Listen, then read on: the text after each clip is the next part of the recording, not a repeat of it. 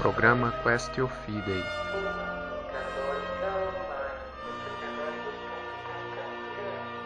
Questão de fé.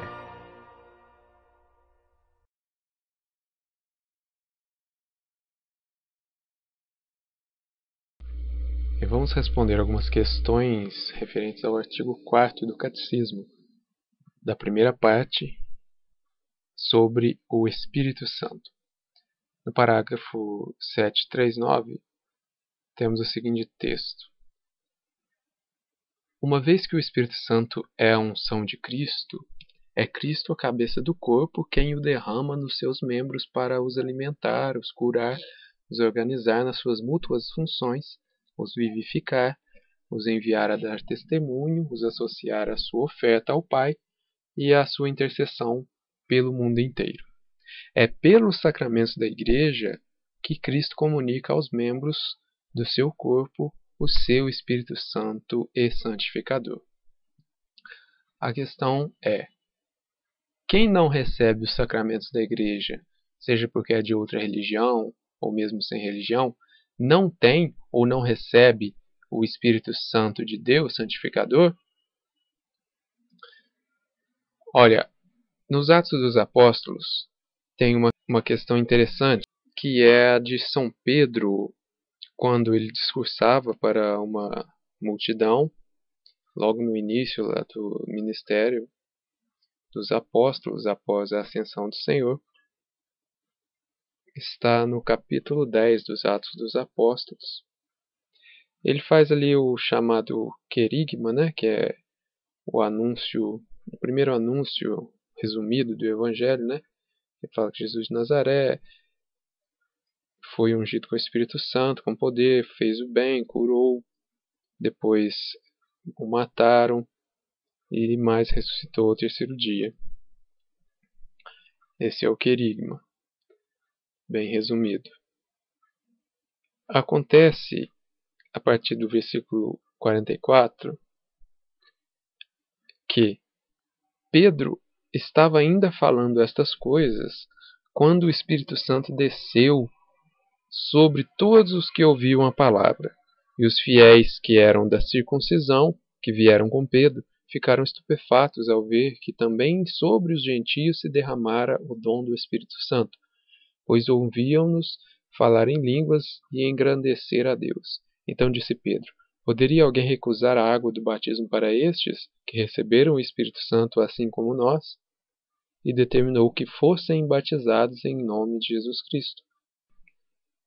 O que podemos notar do texto é que o Espírito Santo foi derramado aos pagãos, a estes a quem Pedro falava, a quem Pedro anunciou o Evangelho. Podemos deduzir, a partir do ensinamento da Igreja também, que o Espírito Santo só vem, como vimos aqui no Catecismo, através de Cristo, através da sua Igreja. Esse caso dos Atos Apóstolos podemos chamar de caso excepcional, porém nem tanto, porque aconteceu que todos aqueles que ouviram manifestavam algo que era próprio daqueles que têm o Espírito Santo. Mas imediatamente, então, eles foram batizados. Podemos concluir, então, que neste parágrafo 739 do Catecismo se afirma com certeza que o Espírito Santo só vem através dos sacramentos da Igreja. No caso dos Atos dos Apóstolos, o batismo foi conferido imediatamente. Por quê? A fé no Deus verdadeiro, na religião verdadeira, vem pelo ouvido, como diz São Paulo. Aqueles pagãos, quando ouviram a palavra de Deus, sentiram o desejo do batismo e então foram batizados. O efeito do batismo veio pouco antes, porque eles glorificavam a Deus, então eles pediram o batismo. É o mesmo que acontece com os nossos catecúmenos, quando sentem desejo de receber o batismo, a crisma. Então, respondendo à pergunta, quem não recebe os sacramentos da Igreja não tem o Espírito Santo. Se vierem a ter, é porque receberam o anúncio da palavra e sentem então o desejo de serem incorporados à igreja. Pode ser que aconteça, pode ser que não aconteça, mas aquele efeito do Espírito é dado pelo ouvir a palavra de Deus.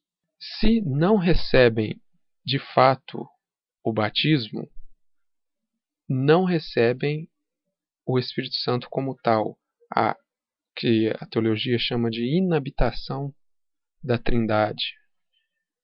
A Trindade não vem habitar no íntimo da pessoa. Isso pode-se pesquisar mais adiante no Catecismo, na parte dos sacramentos, nos efeitos do sacramento do batismo, que podemos ver que um dos efeitos é a habitação do Espírito Santo. A próxima questão é: quem não é da igreja ou tem outra religião não receberá a redenção? Como fica então a expressão de que seremos julgados por nossas ações? É a igreja que une o homem a Deus? Começando pela última. Sim, é a igreja que une o homem a Deus.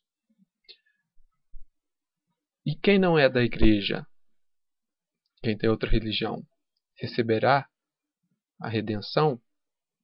Bem, estar na igreja não é garantia de estar salvo. Pelo contrário, quem se salva fora da igreja, ou melhor, quem, estando fora da igreja, venha a se salvar, é salvo por causa da igreja, em virtude da igreja. Como? Ora, a igreja não é nada mais nada menos que o próprio Cristo, o corpo de Cristo. E a salvação vem por meio de Cristo. Então a salvação passa pela igreja, que é o corpo de Cristo, que é a atualização no tempo até a eternidade da redenção operada por Cristo na cruz. Então todos serão salvos pelo mistério da igreja. Seremos julgados por nossas ações? Sim, todos seremos julgados por nossas ações. Os que estão na igreja, os que têm os meios ordinários de salvação, e também os que estão fora da igreja serão julgados por suas ações, mas também pelo seguimento ou não daquela voz da consciência que Deus implantou em todos. A voz da consciência, ou lei natural, foi colocada por Deus em todos nós para que procurássemos o bem e evitássemos o mal. E além do bem, procurássemos a verdade. E a verdade está na única igreja verdadeira, a única igreja de Cristo. Então todos os homens têm a obrigação de procurar a verdade que se encontra na Igreja Católica. Se, por ignorância, por falha de nós cristãos que não fizemos chegar essa verdade a certo indivíduo, ele será julgado por sua ignorância e pelo seguimento da sua lei moral natural plantada na sua consciência. Questão sobre o parágrafo 795. Vejamos o que ele diz. Cristo e a Igreja são, pois, o Cristo total, Christus totus. A Igreja é una com Cristo. Os santos têm desta unidade uma consciência muito viva. Abre aspas. Congratulemo-nos, pois, e demos graças pelo facto de nos ter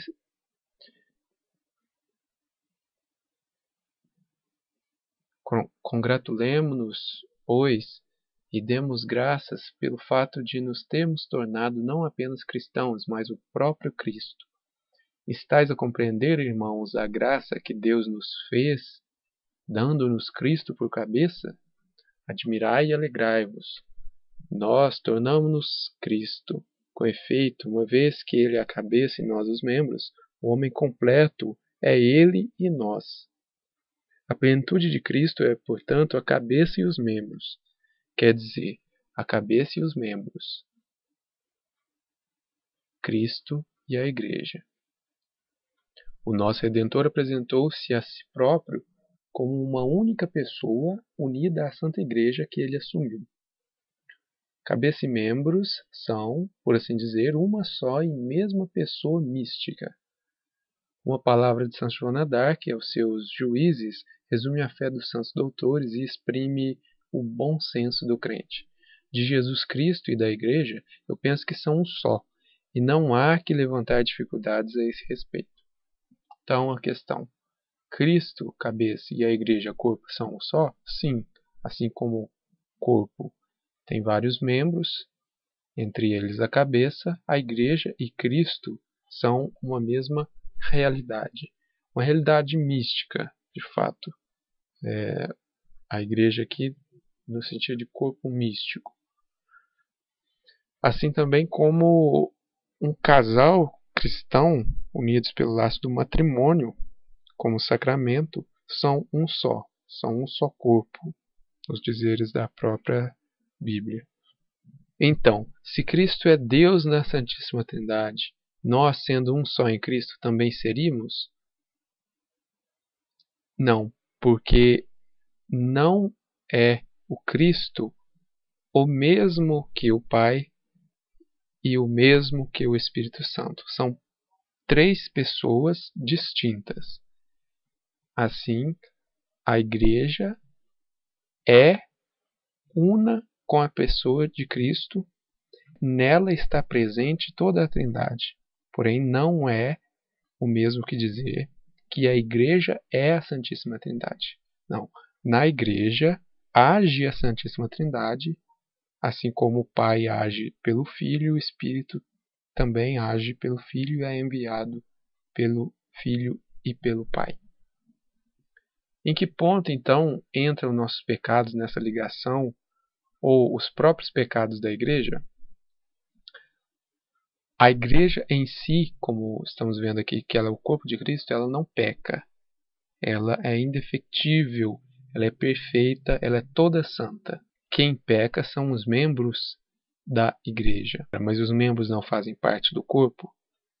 Sim, mas os membros, em se tratando dessa instituição que é divina e ao mesmo tempo humana, que é a Igreja, eles têm a sua autonomia de seguirem ou não a cabeça.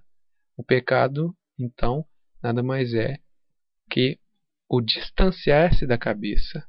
O pecado é uma ruptura com Deus, é uma ruptura com a Igreja e é uma ruptura consigo mesmo, porque o membro que se afasta do corpo é um membro mutilado que tende a morrer. O pecado é a morte do espírito, é a morte da pessoa como membro da Igreja.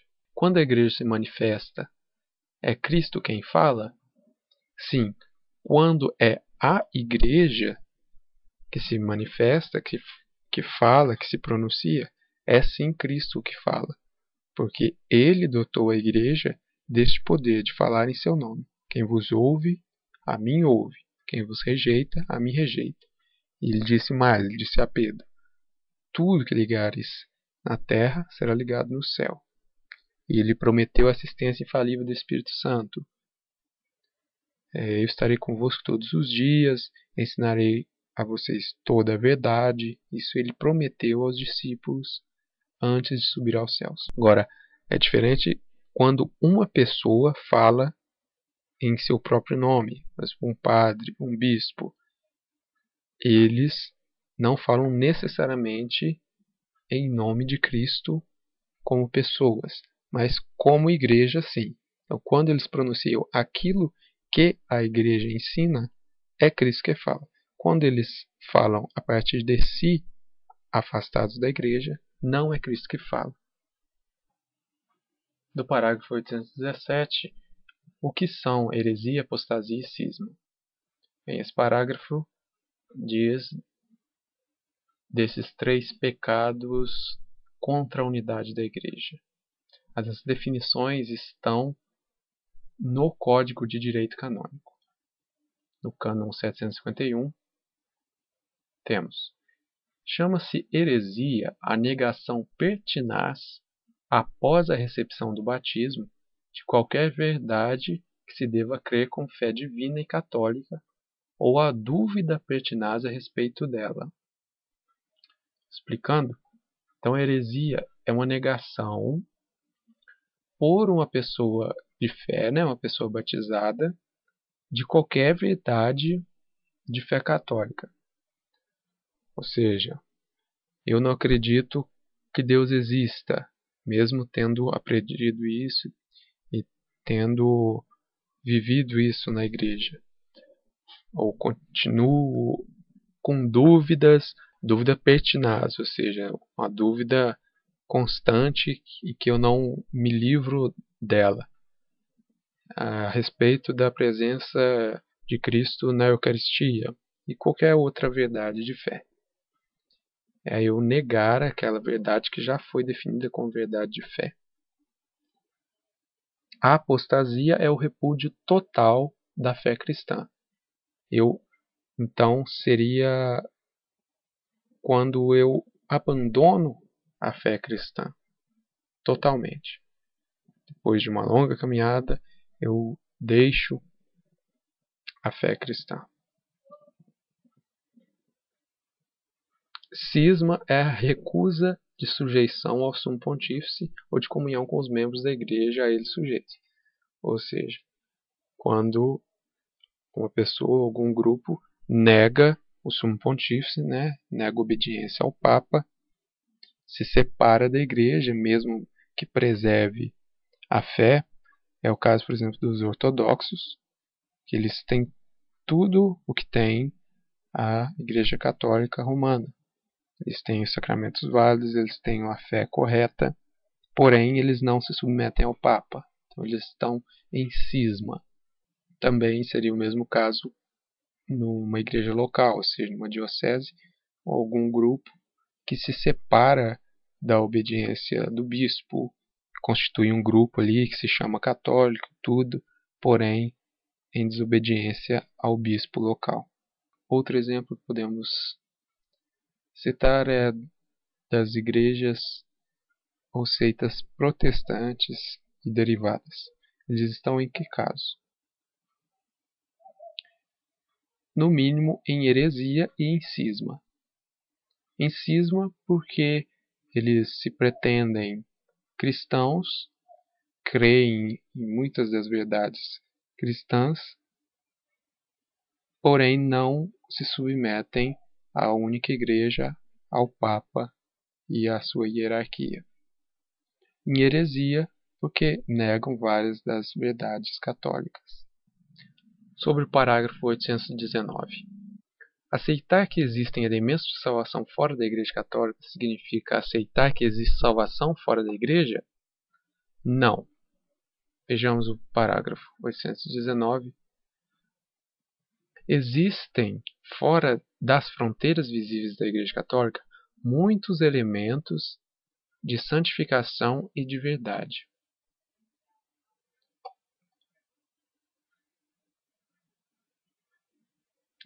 Ou seja, é diferente dizer que existem elementos de salvação.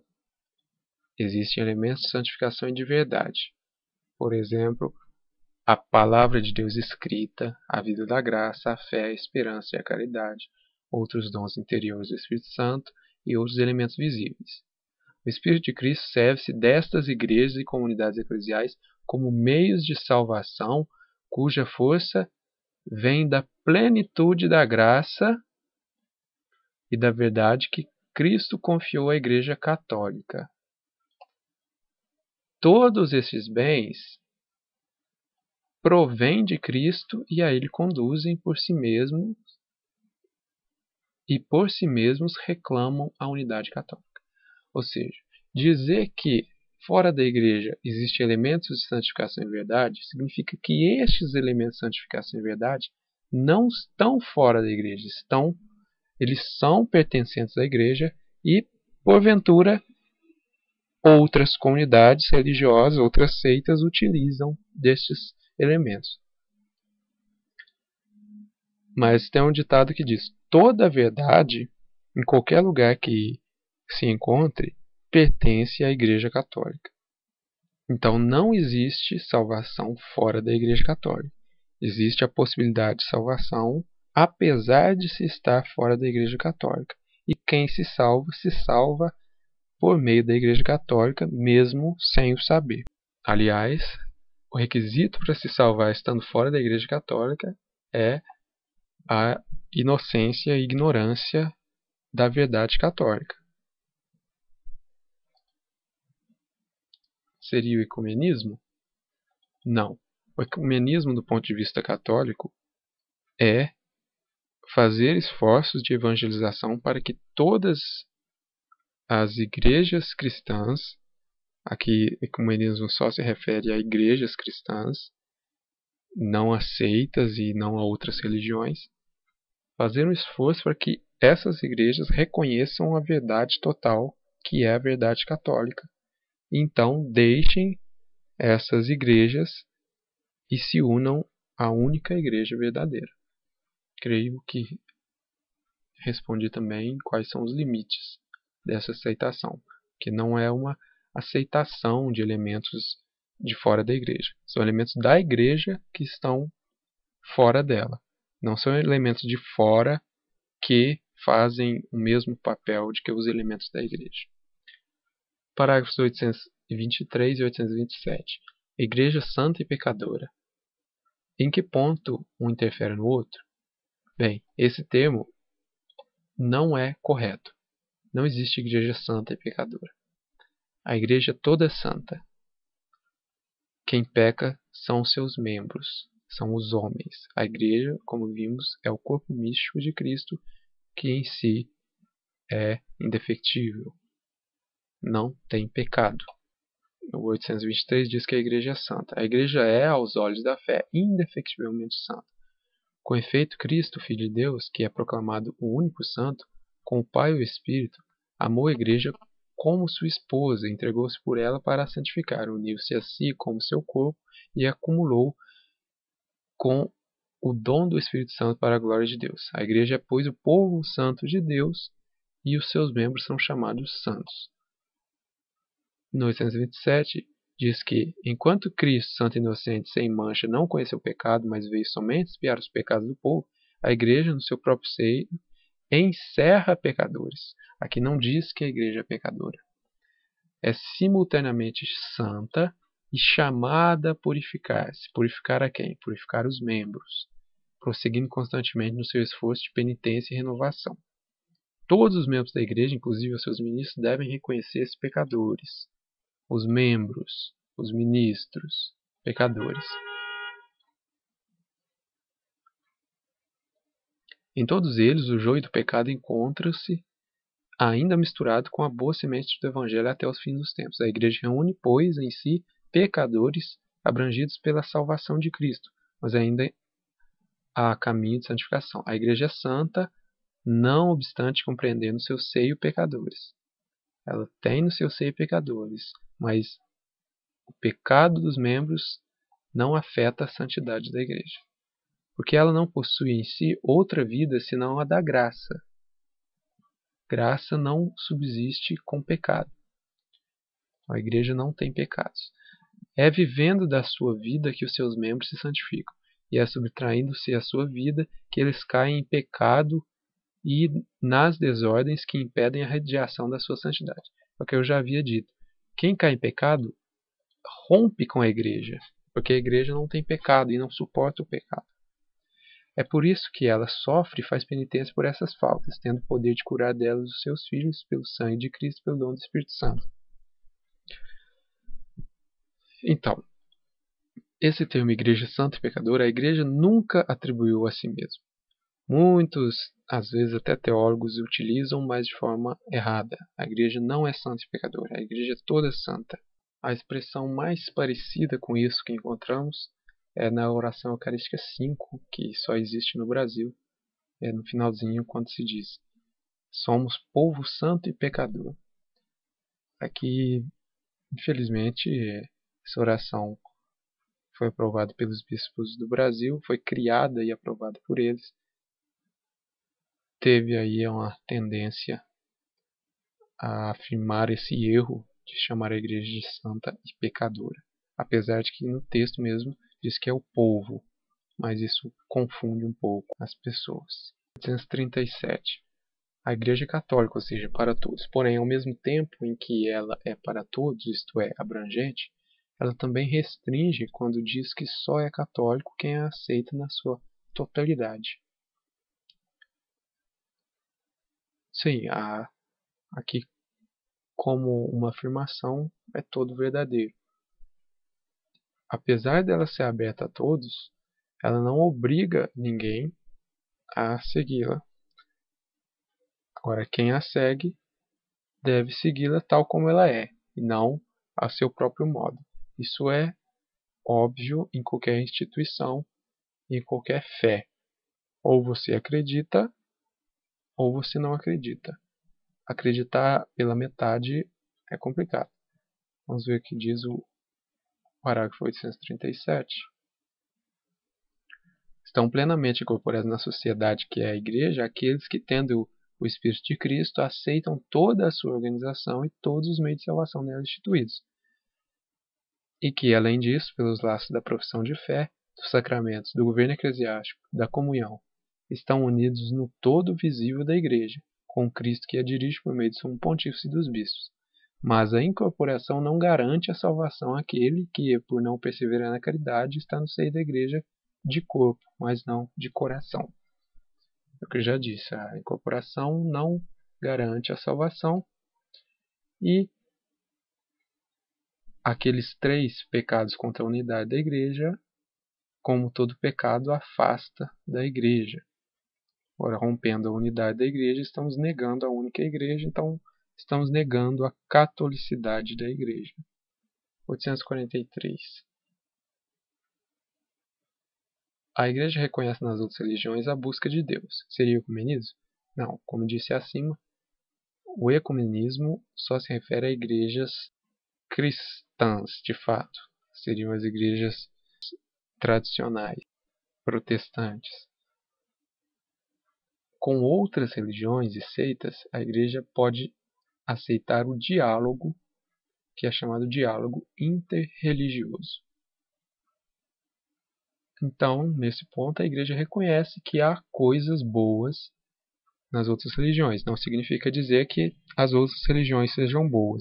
Ora, que haja algo de bom em qualquer lugar não significa que o todo seja bom. Não podemos dizer que nenhuma outra religião, que não seja a religião verdadeira, seja boa para as pessoas. Ela tem elementos bons, mas no seu todo ela é falsa, porque não é a igreja ou a religião verdadeira. Parágrafo 843 diz: a igreja reconhece nas outras religiões a busca, ainda nas sombras e sob imagens, do Deus desconhecido mas próximo, pois é Ele quem a todos dá vida, respiração e todas as coisas, e quer que todos os homens se salvem. Assim a igreja considera tudo quanto, nas outras religiões, pode encontrar-se de bom e verdadeiro como uma preparação evangélica e um dom daquele que ilumina todo o homem para que finalmente tenha a vida. Ou seja, Deus pode até utilizar-se de outras religiões, das suas mensagens, das suas práticas, para conduzir a pessoa à verdade plena e à vida plena que se encontra no corpo místico de Cristo. 915. A vida consagrada devido ao celibato só é para quem for solteiro? Os conselhos evangélicos são, na sua multiplicidade, propostos a todos os discípulos de Cristo. Aqui já responde. Os conselhos evangélicos são para todos. A perfeição da caridade, que todos os fiéis são chamados, comporta, para aqueles que livremente assumem o chamamento à vida consagrada, a obrigação de praticar a castidade no celibato, por amor do reino, a pobreza e a obediência. É a profissão destes conselhos no estado de vida estável reconhecido pela Igreja que caracteriza a vida consagrada a Deus. Neste parágrafo em específico, o termo vida consagrada se refere a ordens religiosas. Mas, atualmente, existem formas de vida consagrada em que se admite o casamento não como opção, mas um casal pode entrar como membro de uma comunidade consagrada e até mesmo de antigas ordens, como os beneditinos, que aceitam oblatos, mas com regras específicas em relação ao celibato, ou as ordens terceiras de ordens como os franciscanos ou os carmelitas, que podem ou não aceitar membros casados. Porém, uma vez que a pessoa faz algum voto, por exemplo, o voto do celibato, ela tem que cumprir o voto até o fim da vida. O fenômeno das novas comunidades, né, que agregam casais, celibatários, numa forma comum de vida, é relativamente recente, mas também é chamado de uma forma especial de vida consagrada. 934. Quem são os clérigos? Por instituição divina, há na Igreja entre os fiéis os ministros sagrados, também chamados em direito clérigos, sendo os outros chamados leigos. E há fiéis que, permanecendo a uma ou a outra dessas duas categorias, se consagram a Deus pela profissão dos conselhos evangélicos e servem assim a missão da Igreja. São os religiosos. Então, os clérigos são os que recebem o sacramento da ordem e os leigos são os que não recebem o sacramento da ordem. O sacramento da ordem pode ser dado em 3 graus, que são o diaconato, o presbiterato e o episcopado. Todos estes são os clérigos. O arrependimento é condição para o perdão dos pecados? 982. Sim. Para haver o perdão dos pecados é necessário o arrependimento. Não há nenhuma falta, por mais grave que seja, que a Santa Igreja não possa perdoar, nem a pessoa, por muito mais culpável que seja, a quem não deva ser proposta a esperança certa do perdão, desde que se arrependa verdadeiramente dos seus erros. Cristo, que morreu por todos os homens, quer que na sua Igreja as portas do perdão estejam sempre abertas a todo aquele que se afastar do pecado. Então, basta se arrepender. Também, para haver pecado, é necessário que haja conhecimento. Então, às vezes, a pessoa está em pecado, mas não tem conhecimento do pecado. Por exemplo, não sabe que tal coisa é pecado. Então, ela não tem culpa. Então, ela não há ali um pecado e não há o que seja perdoável. Então, ela não tem pecado, não tem culpa, não tem necessidade de perdão. Porém, a partir do momento que ela tem conhecimento do seu pecado, ela deve se arrepender do seu pecado e ter um propósito de não mais pecar. A partir daí, a partir do arrependimento firme mesmo, convicto, Deus já perdoa, restando apenas a absolvição sacramental que reconduz a pessoa à comunhão da Igreja e à comunhão com ela mesma e com Deus.